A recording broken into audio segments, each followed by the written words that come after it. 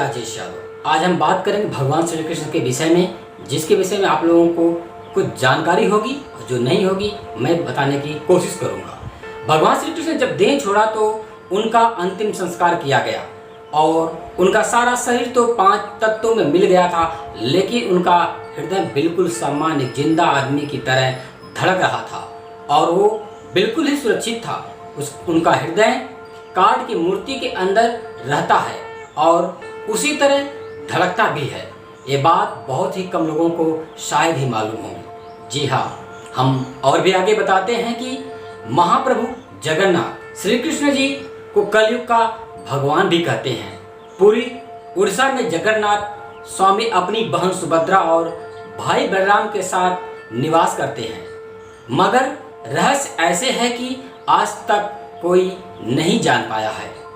हर 12 साल में महाप्रभु की मूर्ति को बदला जाता है और उस समय पूरे शहर को ब्लैकआउट कर दिया जाता है, यानी पूरे शहर की लाइट को बंद की जाती है।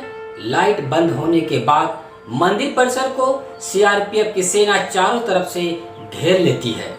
उस समय कोई भी मंदिर में नहीं जा सकता है। मंदिर के अंदर घना अंधेरा रहता है। पुजारी की आंखों पर पट्टी बंधी होती है। पुजारी के हाथ में दस्ताने होते हैं और पुरानी मूर्ति से ब्रह्म पदार्थ निकाला जाता है और नई मूर्ति में डाल दिया जाता है। ये ब्रह्म पदार्थ क्या है, आज तक किसी को नहीं पता चला है। इसे आज तक किसी ने नहीं देखा है। हजारों सालों से ये मूर्ति से एक मूर्ति से दूसरी मूर्ति में ट्रांसफर किया जाता है। ये एक अलौकिक पदार्थ है जिसको छूने मात्र से किसी इंसान के जिस्म के चिथड़े उड़ जाएं। यह ब्रह्म पदार्थ का संबंध भगवान श्री कृष्ण से है, मगर ये क्या है कोई नहीं जानता है। ये पूरी प्रक्रिया हर 12 सालों में एक बार होती है। उस समय सुरक्षा बहुत ही ज़्यादा होती है, मगर आज तक कोई भी पुजारी यह नहीं बता पाया है कि महाप्रभु जगन्नाथ की मूर्ति में आखिर ऐसा क्या है। कुछ पुजारियों का कहना है कि जब हमने उसे हाथ में लिया था तो खरगोश जैसा उछल रहा था, आंखों में पट्टी थी, हाथ में दस्ताने थे, हम सिर्फ महसूस कर पा रहे थे।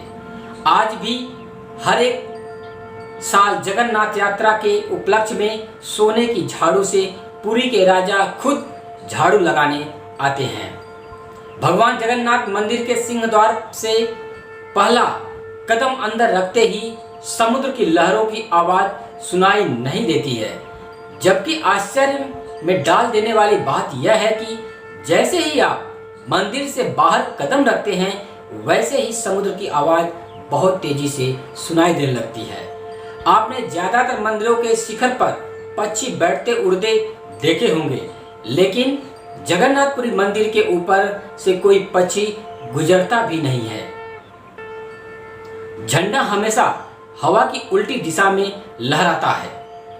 दिन में किसी भी समय भगवान जगन्नाथ मंदिर के मुख्य शिखर की परछाई नहीं बनती है। भगवान जगन्नाथ मंदिर के 45 मंजिला शिखर पर स्थित झंडे को रोज बदला जाता है। ऐसी मान्यता है कि अगर एक दिन भी झंडा नहीं बदला गया तो मंदिर 18 सालों के लिए बंद हो जाएगा। इसी तरह भगवान जगन्नाथ मंदिर के शिखर पर एक सुदर्शन चक्र भी है, जो हर दिशा से देखने पर आपके मुख के आपकी तरफ ही दिखाई देता है।